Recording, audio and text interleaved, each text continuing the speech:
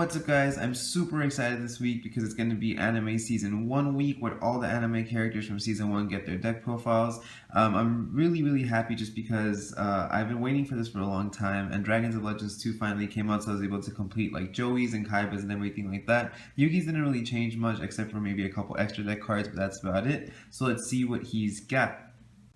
So starting off with Yugi's extra deck, we have Dark Paladin, of course, which is one of his ace fusion monsters, an Amulet Dragon, which you see in the final season with Dragons of Legend, Dark Magician Girl, the Dragon Knight, which also fuses with Timaeus, a Mirror Force Dragon, which he used with Kaiba and the Fang of Critias, but I'll get into that later, and same with Goddess Bow. He used this with Joey's Claw of Hermos, and of course he doesn't use those cards, but once again, I'll show you a little trick later.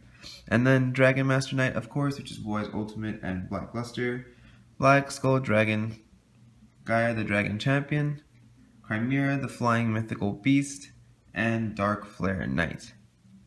For the monster lineup, I wanted to keep it as authentic as I could, with it being really close to the anime and what Yugi really uses. I didn't want to go for the more competitive curve and just have a bunch of the cards like Breaker and everything like that, because he might not have used those as often as some of his like main creatures. So of course we have Dark Magician, which is his ace monster. One of the best cards I think in the game. I know that doesn't really make a lot of sense, but I think there's just like, I've never been a huge fan of like specifically nostalgia things, but I can't even help but feel amazing every time I see this card, especially when people make like just those pure Dark Magician decks on Dev Pro. It's really cool, so I love Dark Magician myself. And of course Dark Magician Girl. And then we have of course Slifer the Sky Dragon, which is his first god card. A Black Luster Soldier, Envoy of the Beginning, for a little bit of a competitive edge because he can break sometimes. He has a Buster Blader, a Summoned Skull, a Gaia the Fierce Knight, and of course a Cursive Dragon for that Gaia the Dragon Champion. An Archfiend of Guilford, Skilled Dark Magician, of course Alpha, Beta, and Gamma. I didn't put Valkyrie on because I didn't want it to break too much. I mean, he's not really worth the summon, and these are still just as nostalgic without having to have some crazy card that is always going to just be dead in your hand and kind of kill the flow of the game. And then a Baphomet and Gazelle, the King of Mythical Beasts. Of course, we have the fusion for that as well. And then Yellow Gadget, Green Gadget, and Red Gadget.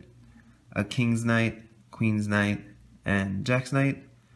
An Obnoxious Celtic Guardian, a Big Shield Gardener for his defense monsters, a Mystical Elf, a Giant Soldier of Stone, a Marshmallow, and of course, the cutest Kuribo of all, the original Kuribo, which he uses a lot in all of his duels. I don't have a multiply, but I couldn't not put Kuribo, and it's just too cool. Yugi by far has the greatest spell and trap lineup, I think, in any of the anime decks, even if you're counting the ones in Arc 5. He has the Eye of Timaeus, Dark Magic Curtain, and Polymerization to bring out his fusions. Dark Magic Curtain helps with all of this because it also works with the Polymerization and Eye of Timaeus once you have the Dark Magician on the field. Of course not in the same turn because you can't special summon after Curtain, but just in general, it's really, once you get a Dark Magician out, it's hard to remove in anime tools anyway.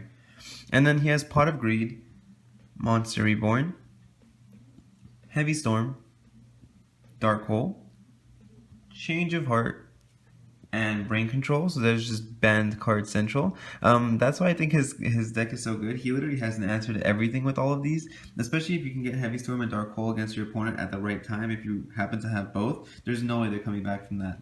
And then of course one Horn of the Unicorn for Gazelle. It of course works on all the monsters, but I really love equipping it to Gazelle because it makes so much like this nostalgic sense of, oh my god, I would see his horn get all big and then he'd be 2200, so that was always fun.